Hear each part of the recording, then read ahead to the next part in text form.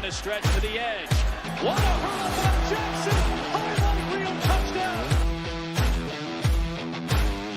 The seed is going to be Louisville and Bryant.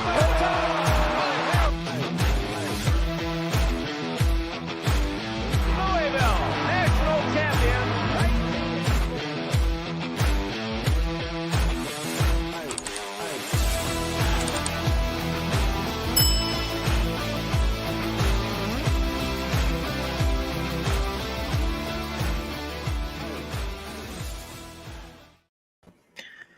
Hello again, everybody. I'm your host tonight, Kyle, with our co-host Ross, and we are back with another episode of the Third Banner Pod. Couch House, Anthony, Captain Hampton, all the boys are loading in the chat tonight. Good to see you regulars in here, and it's been tough. I know we've got a lot to talk about tonight, coming off of 2 losses, but and they're already Ross is off the page, so he'll come back. I'm a little nervous, just me and Ross tonight, and he sometimes has technical difficulties, so we'll get him back in here. I'll re-add him. There he is, right there. There you are. So that being said, Ross, last time I saw you, we were at Louisville Live on Friday night. It's good to see everybody and hang out and see the teams. I don't know if the event itself lived up to a lot of people's hopes, but it was good to see everybody. I'll say that, man. I mean, it was long, wasn't it? Well, I just think after the introductions, we just kind of went a weird way with it, with our politicians shooting free throws and then a 3-on-3 on the opposite end of the court where you I didn't even realize that's what was like. I didn't even realize those were politicians. I just thought they were just people from the crowd. I had no idea. It was rough. And then the 3-on-3, the music blaring, you could hardly really focus on the whatever was going on that side. Yeah, it was. But it was good to see everybody. It was. And it was a really good crowd. We'll give it that. The SPAD department did a good job of, I felt, even with the limited marketing, there was a really good turnout and a really good reception for what they were all hoping. So I think the event went overall. I'd say it was a success, and call it what it is. Some people said that it should have been free, and while I don't necessarily disagree, we have hemorrhaged some money. So you get that many people, and they're paying $15 a head, to get in there like that. That was some good ticket sales, I'm sure. Sure. So chat's already going. Captain Hampton says we're going to bring the heat tonight. Well, we'll see. Anthony, we are at a crossroads. We're going to talk about that. Joe is a very loyal fan, and I know he had high hopes. So he says, he would have preferred. He knows we would have preferred he was right and that our predictions were bad, because I know he didn't care for our predictions. He said he's got to give credit where credit's due. He thought this team was special, and they're not up to this point. Keyword there, Joe, up to this point. We can still salvage the season, but there are some glaring issues going on. So that leads us straight into it. We come off. I was not on last week's episode, had way too much going on. Got off the tractor and got here just in time tonight to get on this episode. And, we're coming off of two tractor sexy. Oh, man, Ross, there is no such thing as freedom more than when I was blaring Matchbox 20, yelling it out loud in the open field, because I know there's not a soul around to even tell me that I'm loud or that it looks ridiculous. I wish the real world would just stop hassling me. That was actually the song, and it came on my Pandora, and I'm just blaring it in the open field. I'm just blaring it in the open field, and there's not a soul around. That's a special. Thank you. I have no formal training. But, all right. So, Ross, I got to say, man, I thought we I get nervous about games a lot that other people don't, and other people feel really good. A lot of times I don't. I gotta say, man, going into SMU, I thought we were going to come out there like gangbusters. I thought we were going to be pissed off after the Notre Dame game, a game that we really could have won, and we let it slip through our fingers, and we lost a key game on the road. But I thought that the mindset would be, well, the season is very salvageable. This is not even a conference game. We can rebound from this and use it as ammunition to fix some things we should have fixed. We're at home. I know SMU is a good team. I did not underestimate them. I said all offseason I thought they were a dangerous team, but it was one that I thought we would find a way to win. And then I felt very good after what happened against Notre Dame. I was like, we're going to come out. The coach Brom and company are going to be pissed.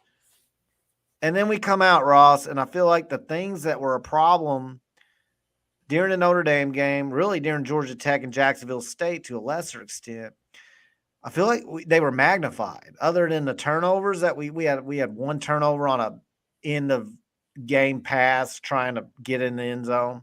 Hardly even count that. Other than that, I feel like all the other issues we had were compounded against SMU. And I don't know what your thoughts are, but I was really disappointed that we came out so flat. Yeah, not ideal for sure.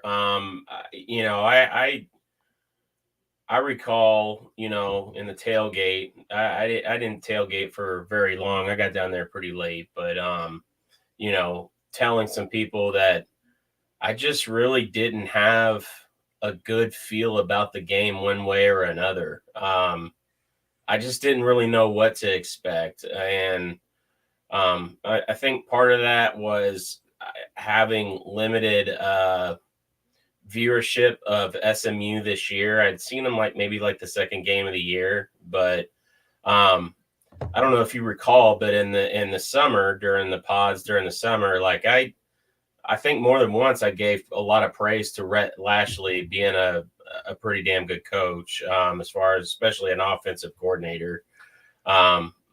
So I think how they just came out with the juice, man. They just immediately took the crowd out of it, and it just took so long to get any sort of momentum back. I mean, it was such an uphill climb.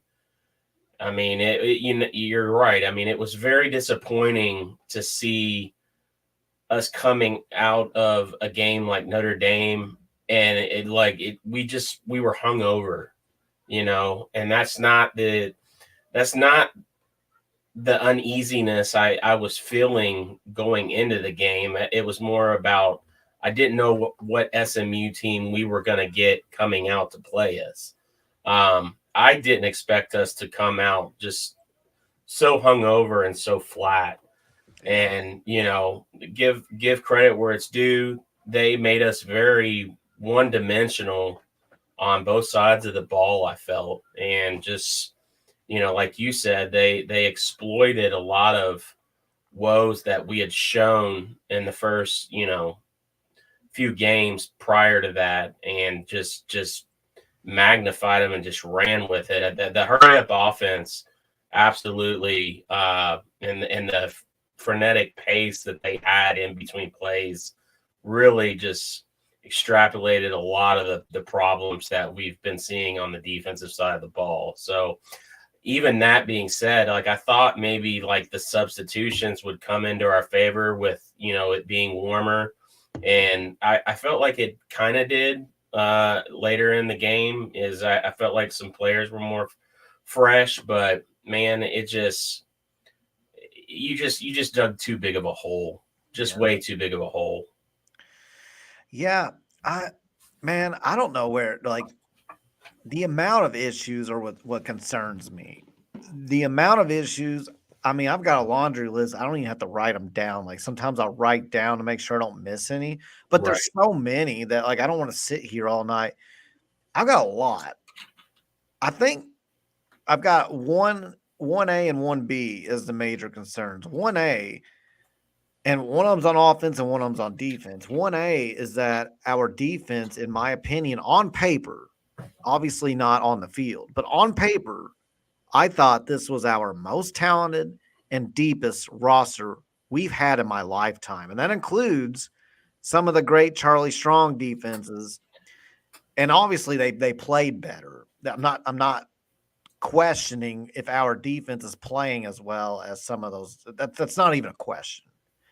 But when I looked on paper, but when we would sit on here and people kind of grilled me a little bit in the offseason because my predictions were low, a lot of that had to do with the offense, which is unfortunately as bad as I thought it would be. We'll get to that. But the one thing I thought we could hang our hat on was that our defense would bail us out of some games that we would otherwise lose. And they almost did it against Notre Dame, even though they started slow, which is a problem every game. They don't have the right scouting and game plan going into games, but they do tend to adjust as the game goes on until last week.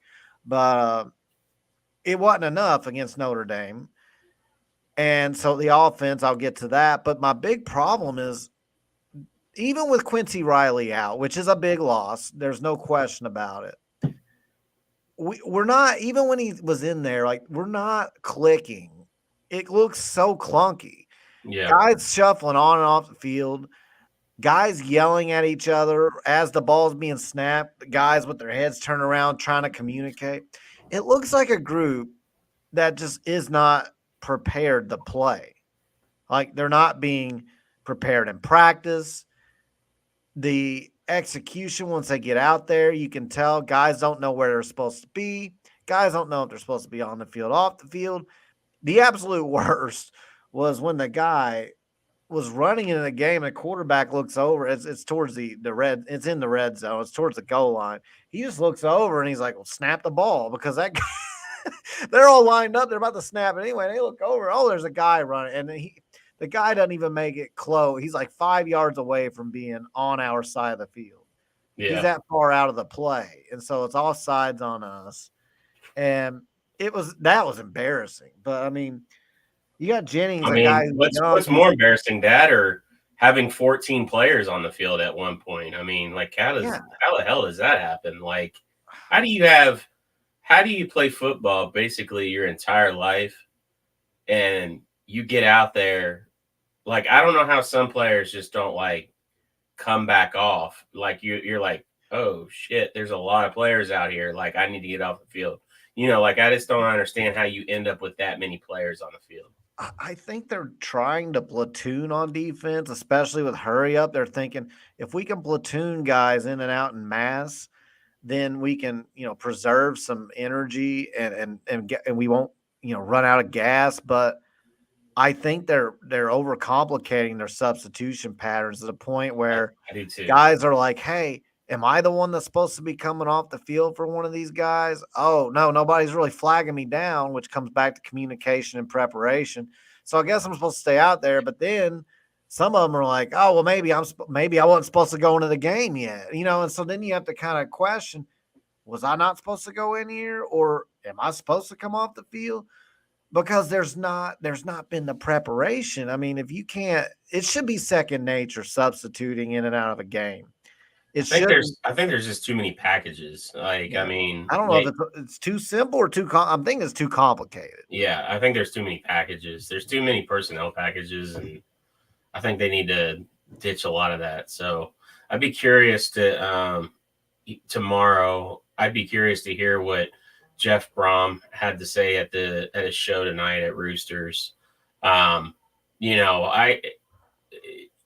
you want to finish what you were saying? Oh, I was only going to highlight that, Jennings is they look like a different team since Jennings took over, but he's still young. Yeah. And against our roster on paper, against a defense where I feel like on paper we're really good and deep. Obviously Riley being out hurts, but I mean 21 out of 27 and a couple of those passes were like into the half type of broken down passes. So really 21 out of 27 is worse than it really was. Yeah. For 281 yards, and then he had 113 rushing yards. So the guy lit us up for almost 400 yards. Dual threat. The 59-yard running touchdown wasn't touched. And it just literally not even Literally a not pinky. touch. Yeah. It's just, you know, it's very concerning. And I don't know. Now I'm wondering because, like I said, I thought some of these issues would be fixed after Notre Dame. And on offense, it's the same thing for different reasons. Like, we're still trying to run Chaney on crucial short yardage situations, and it hasn't worked. I'm looking at Isaac Brown, 10 carries, 117 yards. So 11.7 yards a carry. He only got 10 carries. I'm looking at Chaney, also got 10 carries 2.1 for 21 yards, 2.1. And so I'm like, why? And why is Kawan Brown not the running back on short yardage situations when the guy runs like he's angry at the world and almost always falls forward? Meanwhile, and no disrespect to Chaney, and he may still be hurt. He injured his. He is hurt. It's obvious he's hurt. But I mean, he's running at people's he's not healthy. Like, his lateral agility isn't there. He can't cut. Yeah. I mean, there was one play I remember in particular. We were on our side of the 50, and Keywan Brown was in there, and there was a really, really small hole off the right side.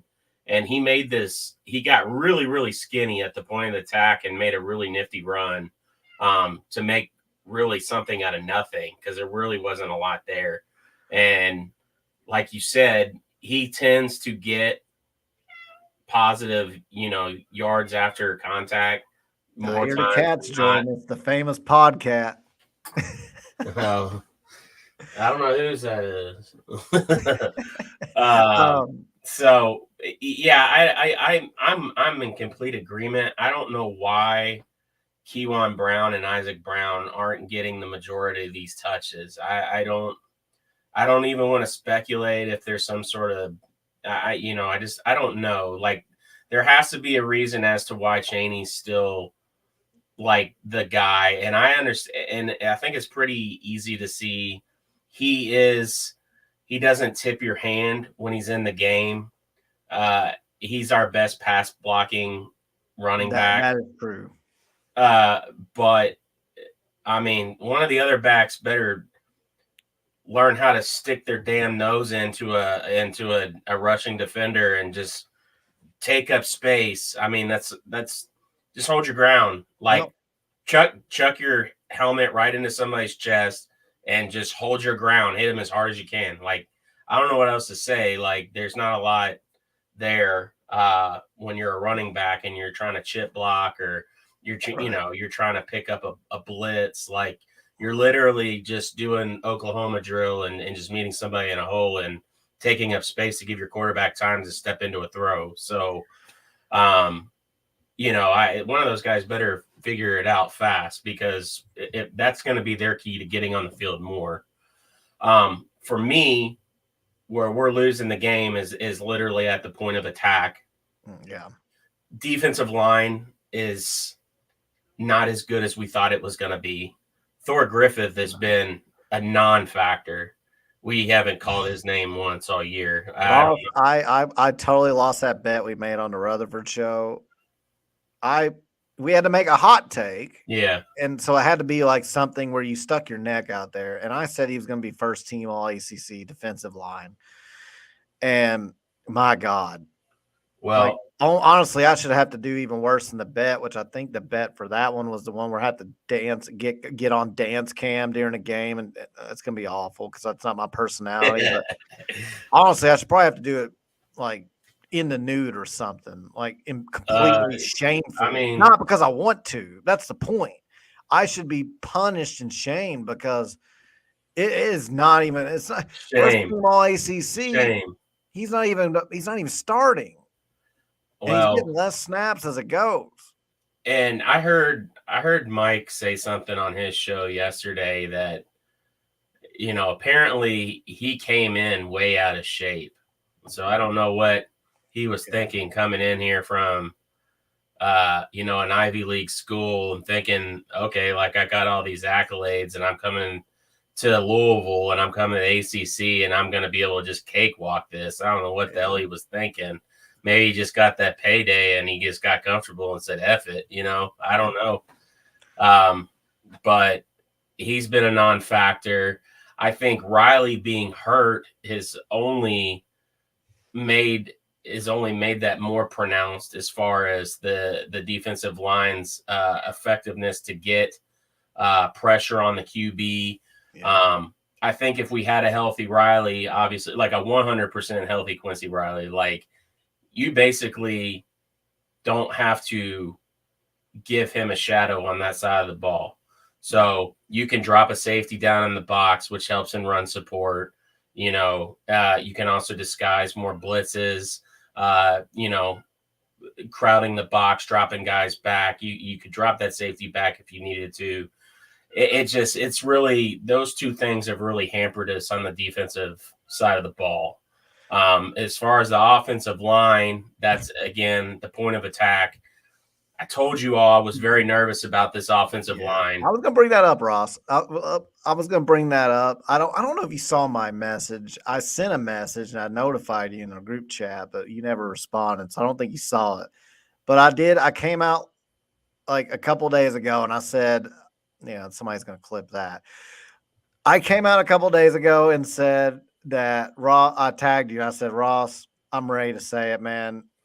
We all thought you were crazy in the offseason. You hammered the fact that our offensive line depth was not good and that we needed more help on the line. I thought it was crazy. The chat thought it was crazy. I feel like the other pod members thought it was crazy. But I came out the other day and said, Ross, you're right, man. The line depth is not good. And now Mills is out of the game. I'm wrong a lot too, but like to me, like that O-line this year coming in wasn't even anywhere close to the O-line last year. I mean, it just wasn't close. I mean, and one of my big things was, I was not a believer in Mendoza at all. I don't know how. My biggest thing was watching, and again, this is my limited eye, watching whatever little tape we could find on Mendoza. And I hate to single a player out, but the dude's 6'9". He's huge, and he played in the Ivy League, and he looked soft playing in the Ivy League. Like that's a huge problem as far as, that type, the talent translating to this talent upgrade. So I was just not a believer there, and then as far as some of the other guys that we got in the interior OL, I mean, they're okay. They're fine, but somebody, if Madden Sinker's as good as we think he is, like it didn't seem like he was being groomed to being a guy that was going to be coming in and making a huge impact this year. Really, to me, I think what we kind of really sorely miss, and maybe it was overlooked, and we just, we'll never know, but Sinker's buddy that was on L&M Eats with him, what was his name? Luke Burgess.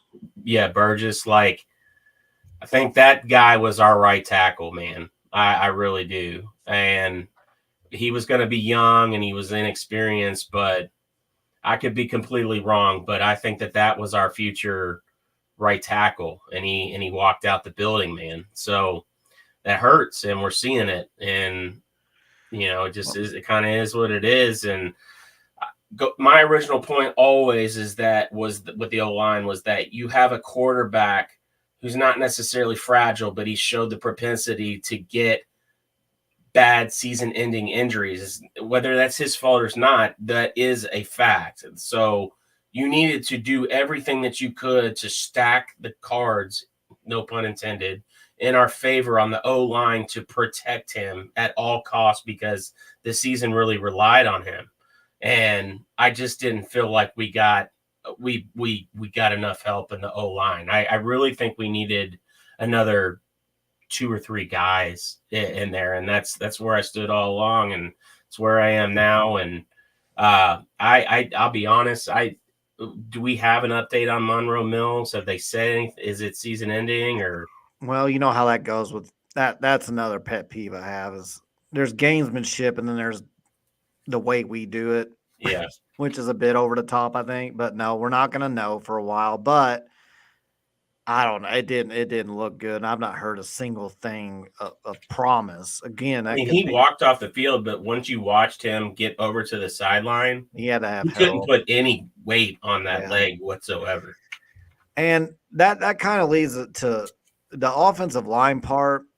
To me, the defense, I think if you light a fire under a coaching staff's ass, kind of like, and I know how people feel about Satterfield, but one thing we did right, I don't want him back, but one thing we did right, it was too little too late, but we had some issues on defense this final season, and he went and oversaw that side, which he should have been doing the whole time, but he wasn't.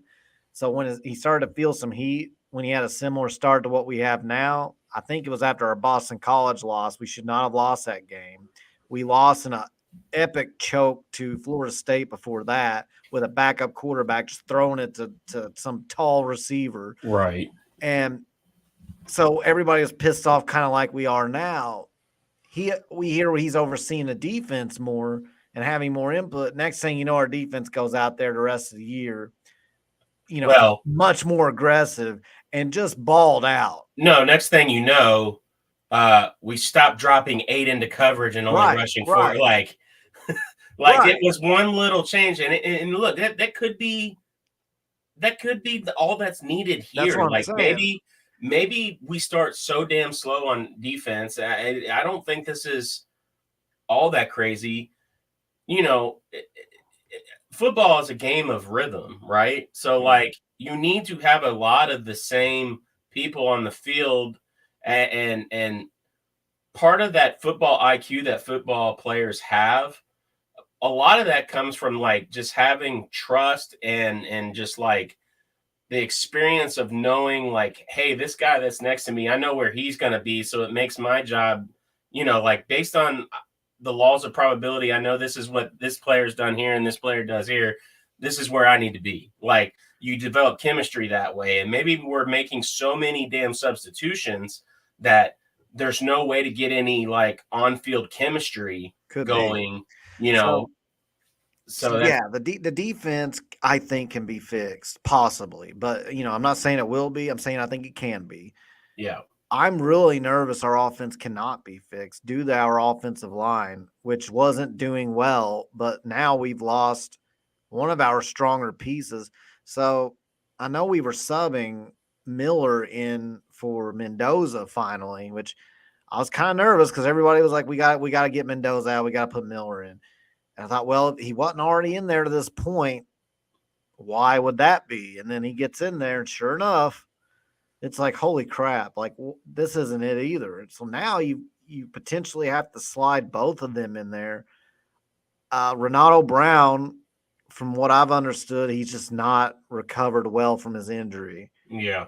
And so that sucks because we were kind of hoping that he would be a full go by fall camp and then be able to slide in there, maybe start out the year as second string, but if needed, be able to kind of fill in and be that guy, or at least mostly that guy. But sure doesn't sound like he's anywhere close to being the player that he was. So I don't know, man. I don't know if we can fix that. But the issue, and you mentioned Luke Burgess, but I'm just looking at the roster and the guys that are successful. A lot of our successful offensive linemen are guys that have been in the program since the beginning.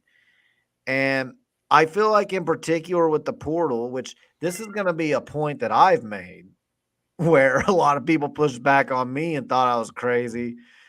And I feel like this is one that I can come back now and say, maybe we should revisit this one because I'm, like you said earlier, I'm not always right. Just like the offensive line. I thought we were in good shape. We're not.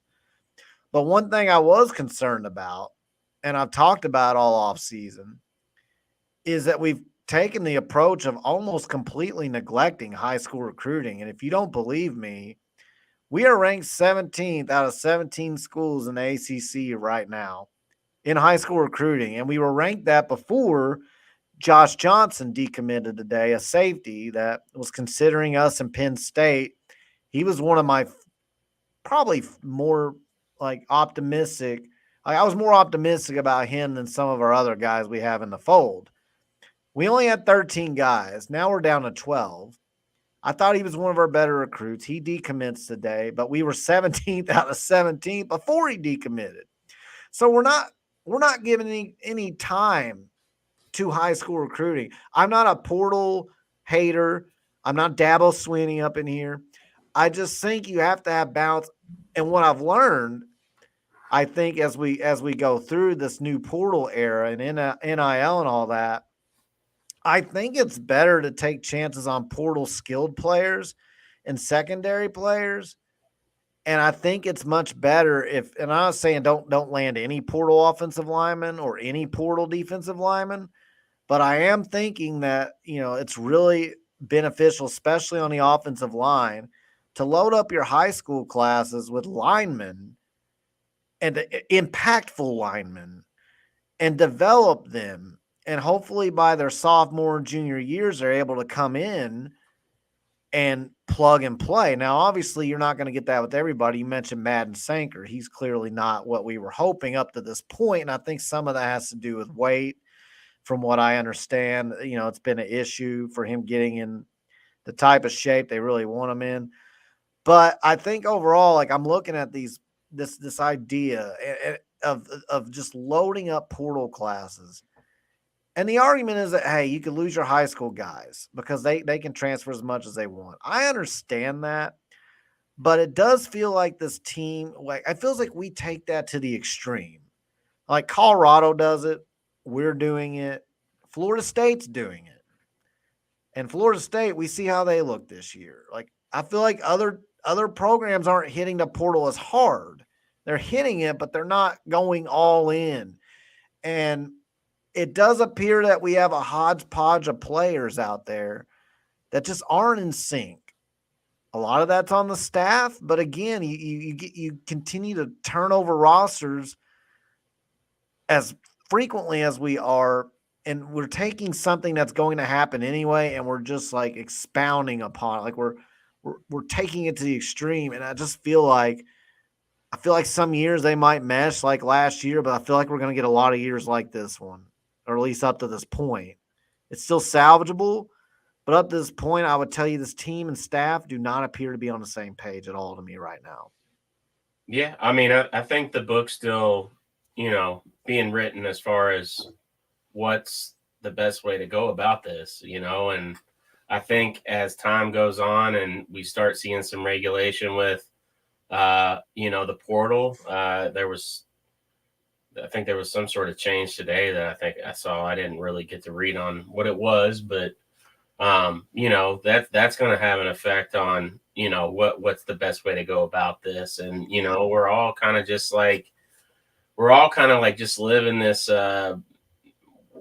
data collecting period as far as what is the right way to go about it. I think the way we're doing it is kind of like, poker in a sense, like, going all in when you have a pretty good hand, maybe not the best hand, but you got a strong hand. It's a high risk, high reward, and, the flip side of that is, somebody can have a better hand and they can put you out, so, I am in agreement with you about the linemen, being heavily recruited out of high school. And I think that strategy makes a lot of sense because O-linemen don't come in expecting to play right away, generally speaking.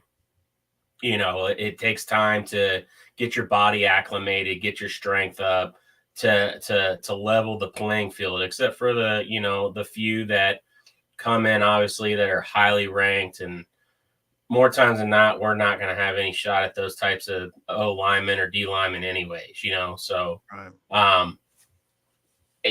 I think that you're absolutely right that, and the way the portal works is that, usually if somebody's on a roster, what we're seeing is somebody's on a roster for 2 to 3 years and they're not cracking it, then they're looking to go elsewhere and get a chance, or somebody's coming to grab them. Yeah. Like, that's usually just the case as far as when you're expected to produce anyway, as like in particular O lineman. Like a lot of times you're not expected to produce as a redshirt freshman. Usually you're a redshirt sophomore. Like it takes time. Mhm.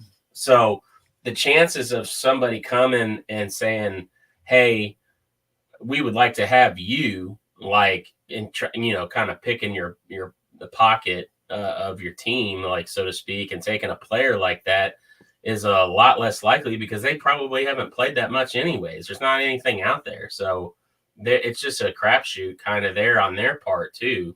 So, but when you're talking skill players, yeah, it's going to be a lot easier to go out there and bag a new guy, and there's always going to be somebody out there. But I think what you're seeing is trying to mesh playing styles and expectations of players and all kinds of things. It's so hard to do. And I don't necessarily think that we have any sort of like locker room issues or anything like that. I don't think that's really our problem with this team this year. I think we have No, I don't think I so think we either. have a good team that meshes well. I don't think it's anything like that at all. I think we've started out a lot slower than any of us expected.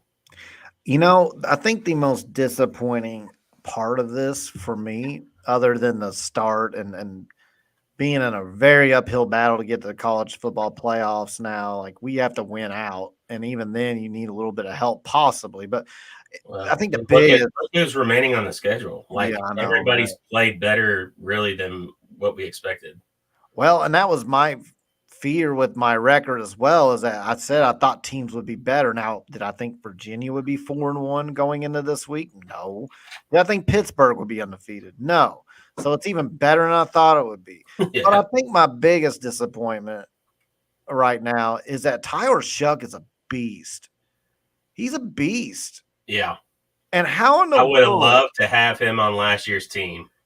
exactly, how in the world do we have him with his stats right now? Oh, And and his ability to make plays through the air, and we're, even though, that kind of disappoints me as well, is on paper it reminds me a lot of Scott Satterfield offenses, where you look at the box score and you look at the stats, and a Satterfield offense at Louisville looked like it was thriving. Like if you didn't watch the game, you would look, you'd be like, these guys had 480 total yards, 300 through the air, 180 on the ground.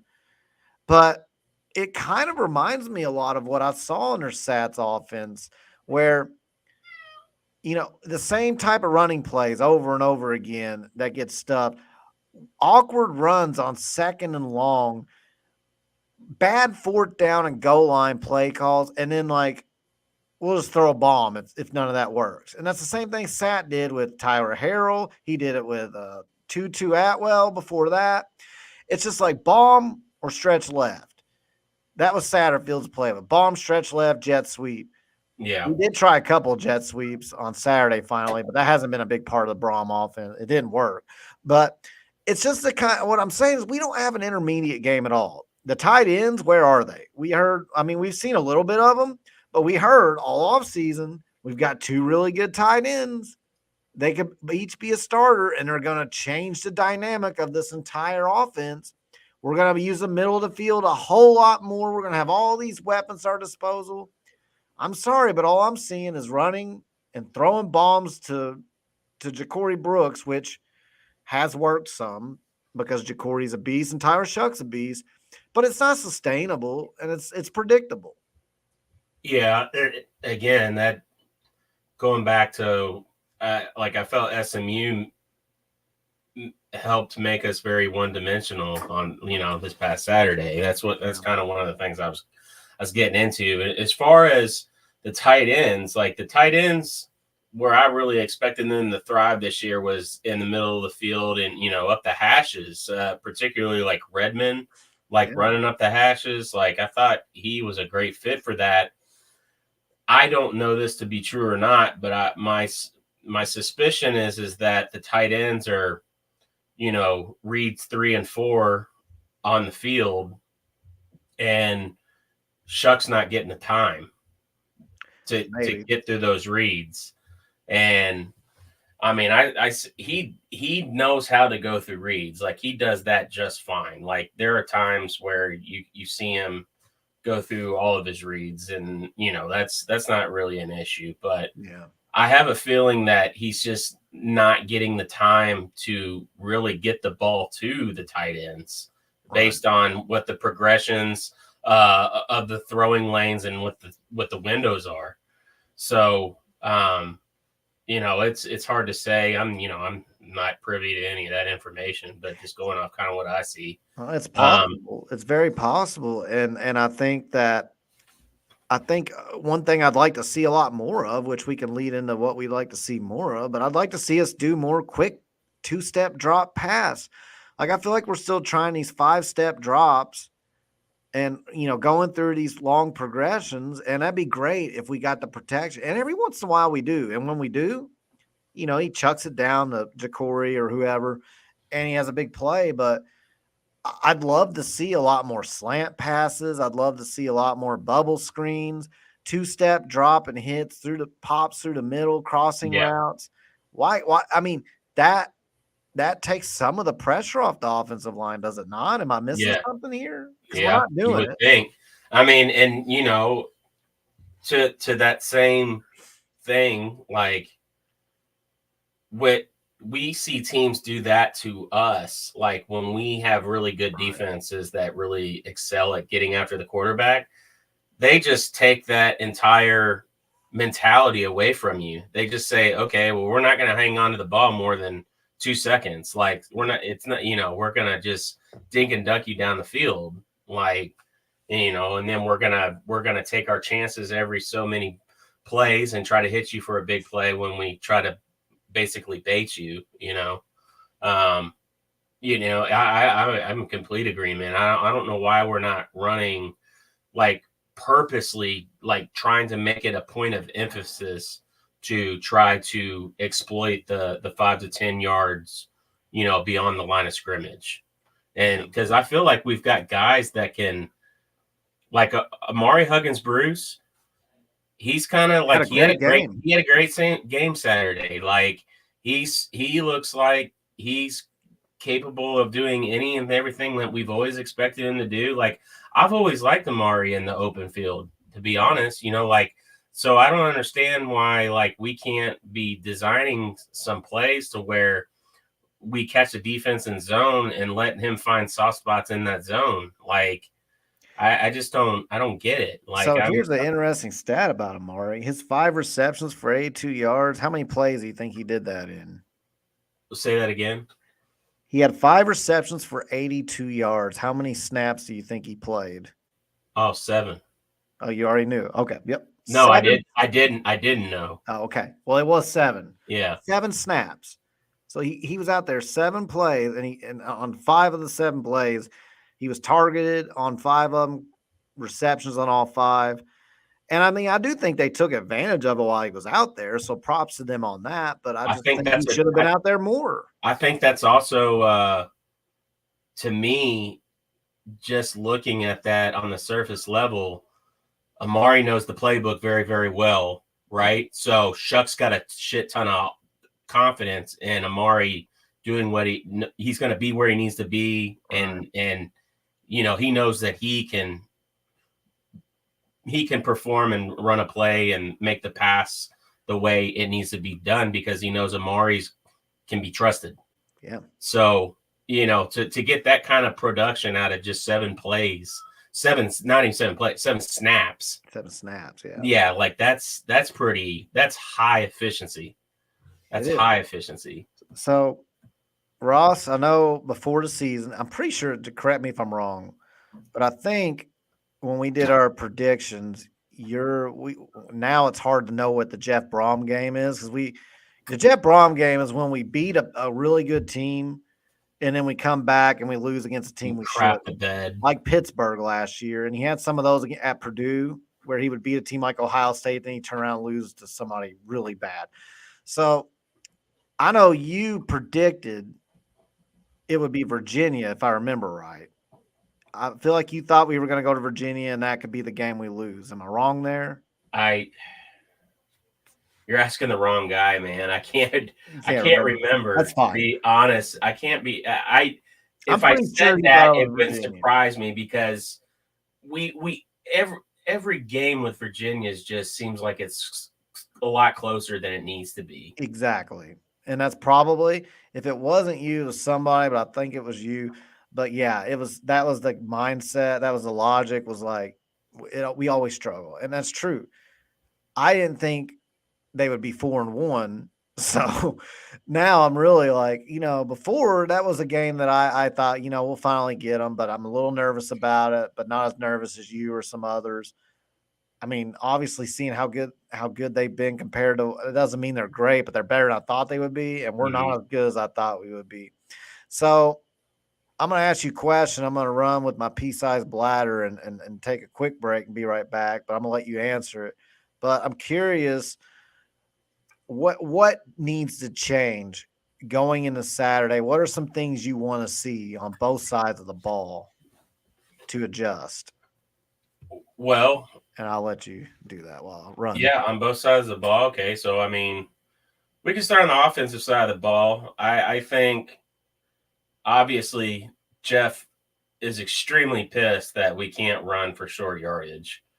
Um, I think that would be change number one that we need to see on the offense. I think so much of this offense is predicated on play action that in order for the play action to work, obviously you got to be able to run the ball, and you need to be able to run the ball and get those short, tough yards and make the defense honest.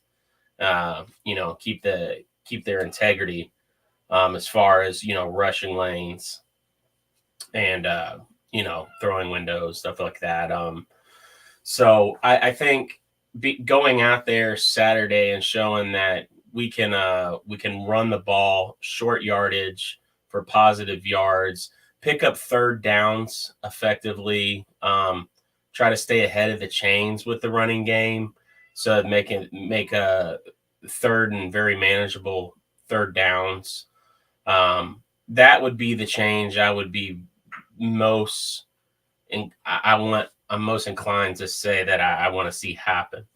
On the defensive side of the ball, I think it's really like what a lot of people have said this week is just simplifying things and cut out all the damn substitutions. I for one was one that I was happy to see a lot of the substitutions at times, but I also didn't take into account that I thought we were going to be doing these mass substitutions like every game, all game. Like, so I want to see that a lot of that cut out. Um, I want to see I want to see less personnel groupings. I want to see more players stay on the field on the defensive side of the ball so they can get a rhythm and get some chemistry going on that side of the ball, and really I think that could really feed into itself. So that's kind of where I'm at. Being able to run the ball effectively, stay ahead of the chains, and pick up third and manageable downs with the run game as well. High third down efficiency as far as picking up first downs, and then on the defensive side of the ball, just simplifying things and less personnel groupings. So I agree with a lot of that, obviously. But some things I had like in my head that I'd really like to see. I think the overall philosophy, and you kind of alluded to it, is to keep things a little bit simpler to where the guys aren't thinking so much out there. Substitution patterns play into that, like you said. On offense, and I talked about two-step drops, quick plays to kind of take some pressure off the line, and then we can, take a couple of five-step drops, look around, go to your third or fourth option if necessary, but mix some of that in. But overall on offense, what I want to see, I won't call it a hurry-up offense. want to say like I don't like what SMU ran. I'm not saying we need to do that, but what I would like to see is for us to do more up almost like tempo. a muddle huddle. Like I won't even call it up tempo. I want like a very brief huddle where the guys are moving so fast that one, the defense is caught off guard a little bit. Two, it takes a little bit of pressure off of our offensive line because it puts the defense on their heels more. And three, you're not thinking so much because a lot of the plays in your muddle huddle type of tempo are those quick plays, those bubble screens, those two-step drops, those crossing back. And then you can try to hit them deep at some point. But that I would love to see that. Like, I don't understand why we haven't done it yet because some of these issues to me, it's almost like our head, like the staff's head has been in the sand a little bit, especially on offense. On defense, it's just been a matter of, to me, they're not preparing correctly to start the game, which is an issue in and of itself.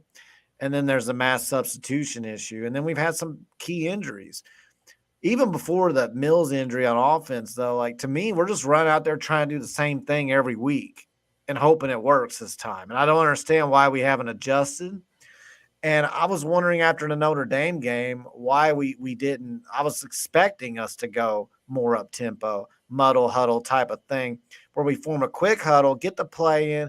There's 20 seconds left on the shot clock, on the play clock. By the time we're getting to the line, and maybe we're snapping it with 14 or 15 seconds left, and we're not out there just thinking. We're not out there, we're just playing ball, and we're quick plays and keeping the defense on their heels. Our line is a weakness, and it's a major weakness without Mills out there now. If you think you can go out there this week, run Chaney up the middle on 4th and 1, or run Chaney anywhere on 4th and 1. Because I didn't like Brom's comment about, they're just not going to run up the middle anymore on 4th and 1 or 3rd and 1. I think he was just pissed off. He's not going to get I hope it was, because I'm Yeah. like, dude, if you'd run Kewan Brown, you'd have a better chance. I'd even argue if you run Isaac Brown, even though he's not a power back, I think you'd have a better chance, even with Isaac. But definitely Kewan Brown. But yeah, the blocking needs to get better. But again, if you're hurrying up and moving faster, catching the defense off guard more, it just puts a lot of pressure on a defense to react fast. Whereas they have all day to disguise their coverages, their looks, to sit back there, catch their breath. They're not in a hurry. And then we're just trying to snap the damn ball with 2 seconds left. Then we're going in a 5-step drop, look around, first option, second option, third option, sack. And, it's just like, put the pressure on them. And then on those short yardage situations, you probably got a lot more opportunity to gain those short yardages. And just be open and loose, man. Just open up the playbook. Same thing on defense. Keep it simple. Bring more pressure than you normally bring at times. And, let it hang loose, man. Just leave it all out there. Come out there loose, not so damn tight and slow. Let it all hang out there. You'll be able to tell pretty quickly in the game as it starts what kind of team came to play if we do that. Well, and, we all know, no reservations about it. I mean, I was no fan of Hudda House, Satterfield. That's what, Craig's was Waffle House menu. So I always call Cracker Barrel. But, one thing that, and I don't think this is what you're necessarily really getting at with the muddle huddle, but, Satterfield, when he ran his premise of his offense was get up to the line.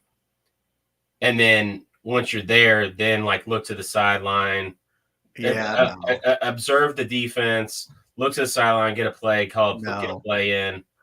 And part of something that comes out of that is that by doing that, the defense can't really sub, So I don't think that's what you were really getting at with that, but what you're kind of saying, that's something that could be a positive for the offensive line by doing that, is that it doesn't allow the defense to sub, You know what I Yes, mean? that's So part of it, yes. yeah, so like And I would again, be yeah. I would be for that. That that could be a potential positive, but the flip side of that is that Jeff's offense is so extravagant and it's so much more complex than Satterfield's that he's constantly subbing in players and subbing out players. So like the defense is going to get the sub regardless. You know what I mean? Like, so Yeah, and that's where the muddle huddle idea comes in. yeah, I'm not saying no huddle, no substitutions.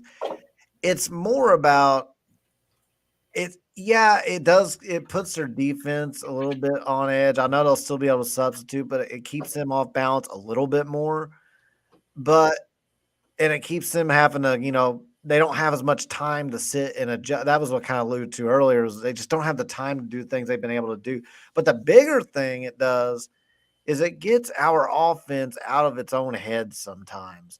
And it makes you have to move faster and get things done quicker. And I just feel like the entire offense is slow from the pre-snap to post-snap. It yeah, just feels like we have these long, drawn-out plays. And our line's not going to be able to do that. They're just not. Like, I'll give you a good example. We did have a double reverse play or whatever we were trying to do against SMU, and it just got the shit stuffed out of it because we don't have the time to hand the ball off twice behind the line of scrimmage. It'd be great if we did, but we don't, and it's not going to happen. So you can keep trying to fit a square peg in a round hole, or you can lean into you can mask weaknesses. Like, I think we have a very flawed team right now. I do, on offense. On defense, we have a flawed staffing, a flawed preparation and staff preparation on yeah, I that. would agree with that. So I think we can get Quincy Riley back, and if we can revamp the defense, I think there's a chance to be a really good football team. But our offense, we've got weaknesses that I don't think are going to get better. So now you have to mask the weaknesses and focus on strengths. You have to completely revamp, in my opinion, because the line's not going to get astronomically better. They're just not. I mean, we've seen enough of it, and now they're getting injured, our key players. So now you're going to have backups who couldn't even start to begin with on that line, and now they're going to be coming in that game. So it's going to be a problem. So that's why I just don't think we can do this slow, take all the time in a world offense where we're doing these long, elaborate plays behind the line of scrimmage. We got to get out there and go. Yeah. Well, and going back, you were talking about the defense there just a second ago. Remember going into the season, I was one that said, I think we rely on the defense early. Like the defense will be the ones ready to like take the charge and be able to lead this team early, and the offense will find its rhythm and catch on as the season goes. And that's really been, I think that's the way it probably should have been. But I think that's why we're seeing some of the problems we're seeing as far as the record. And, what we're seeing is that defense this was not a team where the team was able to rely on the defense early this season, like we anticipated. No, And not like at they all. looked on paper, like you should be able to do. So there's obviously there's blame to put that on a lot of different people in a lot of different places, but as a whole, that's the problem, and that's that bottom line. That's what needs to get fixed. And I'm with you. I think it's just really based on Brahms' reactions after the game and hearing him earlier in the week. I tend to think, reading between the lines, that he thinks this is also fixable from a preparation standpoint, and maybe some of the things that they're doing in game. So I'm confident that the defense can get it figured out. I just think there's way too much talent there on that side of the ball for them to keep kind of playing the way that they do. And you never know. I mean, yeah, sometimes players don't start the season, they got beat out on the depth chart, but sometimes when opportunity rears its head, players step up. And, this is a time. This is a time for players to step up on the O line. The problem is who's there. Like who is literally left to step up that isn't already playing now? Like Madden. Go look. Like we lost Sylvester. Isn't Trevante Sylvester? Isn't he done for the season? Yeah, he's out. So that was a big loss. Yeah, I mean that's a loss. I mean Renato Brown hasn't recovered the way we Madden Sanker, Austin Collins, Miller, which Miller we saw. Yeah, bit. I mean, there's literally not any other players on the roster. Like there's no one else. Like, so what are we gonna do? Like, somebody's gonna have to step up. I mean, somebody's gonna have to figure it out. Otherwise, the season's gonna be will be lost. Honestly, it's not gonna get any easier. That's for sure. So I'm gonna end it on getting a quick prediction from you, Ross. What do you think happens Saturday? If you had to guess, pretty loaded question after 2 straight losses and going on the road, a 4-1 team. But that's where we're at. I just want to get this in here real quick because I was with you. I said that the ACC would be much better than everybody expected it to, and they were all going to this league's going to beat up on each other like we're seeing it. Yeah. And we won't get the same benefit of the doubt that the SEC and the Big Ten is going to. Nope. It's not going to get that same benefit. So that being said, I do think that we are going to go into Virginia, into Charlottesville, and we're going to win. I think that Brom will get this team to respond. I really do. And I think that we match up well against Virginia. And, I think we'll win a tight game, maybe win by, if I had to, I think it's like a touchdown or something like that. Like it'll be nip and tuck all game, I think. Yeah. And I wouldn't be surprised to see us up by like 6. Virginia's got the ball last and us come up with some crucial turnover to end the game, on defensive turnover. So that's kind of where I'm at. If you're looking for a score, I'll say I think if we're going to win, we're going to have to score over 35, 36. So I'll go 37-32. Interesting. 32. 32 is a rare score there. It is. But I'm just thinking of my 6 points. No, so. I got you. Okay, actually 35-29. How about that? Another odd score, but yeah. I like that one. 35-29. 35-29. All right. Man, I have a hard time predicting what I think will happen because, like I said, I really thought going to SMU after the way we lost to Notre Dame, I thought for sure we'd have a fire under our asses at home. Yeah. And we came out there and looked worse. And so my hope is that now we come out there like gangbusters on the road and we do the things that we thought we were going to do. We play more loose. We adjust the offense. We get a better game plan on defense, better preparation during the week on defense, and we see the team we thought we were going to see. That's my hope. I'm just hesitant because that was my hope against SMU. I will say this. If we lose to Virginia for our 3rd loss in a row and then we have to play Miami, we're in trouble. Like the season's we're going to probably end up like Miami of past years, like where it kind of just all fell apart. Yeah, it's cooked. Yeah. And so we have to win this game. And so my hope is that the staff and the players sense the immediacy of this game. And they're like, we have to win. So I'm going to go with that. I can't say I'm super confident because of what happened against SMU, but if we play the way I'm hoping that we play, which is more up tempo, not overthinking things, I could see us winning by a couple scores even, like maybe 13 points. I just I'll go. I'm gonna go with it, Ross, but I'm not super confident. I'm gonna go 34-21. Okay. And Hey, man. God, I, it makes me. It just sucks that I can't sit here and say it. I think we're gonna kill Virginia. yeah.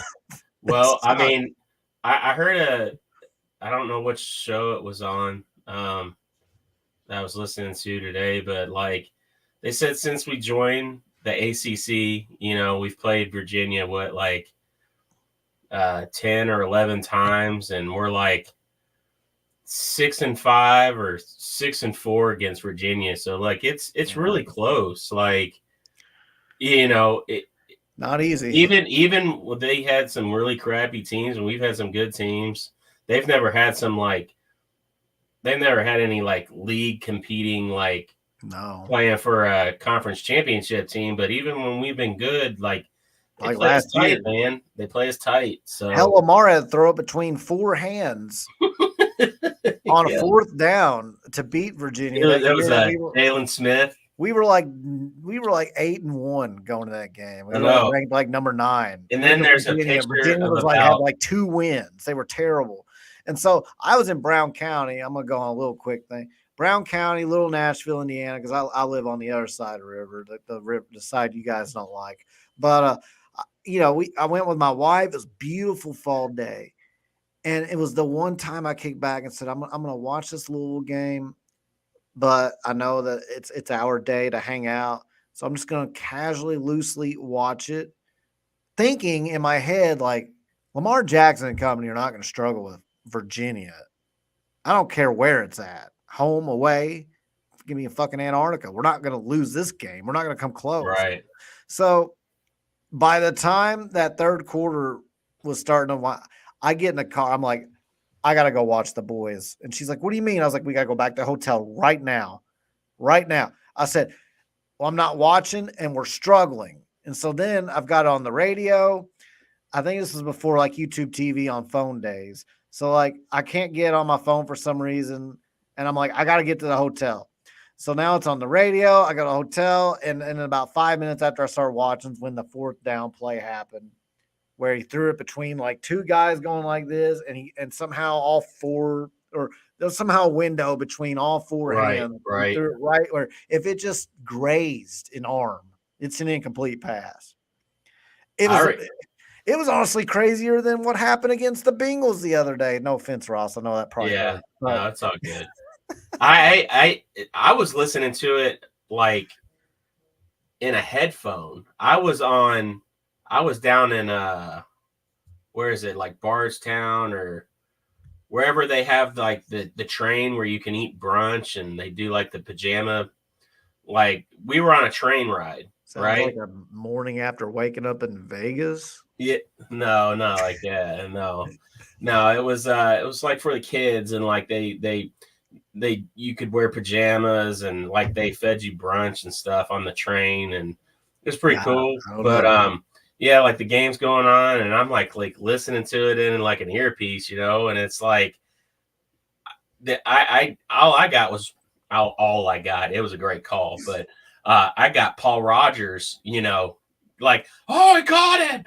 Like I Yeah. was like, oh my God, but like I didn't even get to see it until hours later when we got back See you home, later, Joe. like it was pretty incredible. And then of course, by the time I got back home, and you're seeing all the stuff on Twitter of like the pictures, all the UVA fans like giving Jalen Smith the fingers and everything. That's the Yeah. game we're talking about, right? Yeah, that's a game. Yeah. So I mean, we're gonna it's get we're hilarious. gonna get their best. We're gonna get their best. So yeah, 34-21. We'll see. I think we're gonna wrap it up, guys. It's a Yes, pretty sir. solemn week for Louisville football, but we talked about it. Hopefully, we're in better spirits. Now, next week I won't be on because I'll ironically before the Miami game, I will be in Florida on a family vacation, so I will not be at the game, unfortunately, nor will I be on here that Wednesday. But hopefully, when they have the show next week, we are in better Hopefully spirits there's no as a fan Hurricane base. Octavio. Hopefully, what? There's no Hurricane Octavio while you're down there. Oh my god, there better not be Hurricane Cam. No, we're past the season. Cam Ward. We're on M, and then it's N, and then it'll be O. That I'm skipping N and going to O, possibly. You know. Well, I don't know Hurricane Bane. I don't know Hurricane Ward. Pam. Are you saying panned? Bane. It's panned. It's with a D. Cam Ward. Oh, you took that the totally quarterback. direction. The quarterback from Miami. I'm saying I'm talking about real hurricanes, not player hurricane. Well, I'm talking metaphorical sense. Anyway, so that being said, guys, I appreciate y'all being on. If you're new to the channel, like and subscribe, including a UK fan in the comments. I know you want to. Oh, he's probably already subbed anyway. That being said, thank you guys for tuning in. Thank you. Until next time, I'll end it with a go Cards.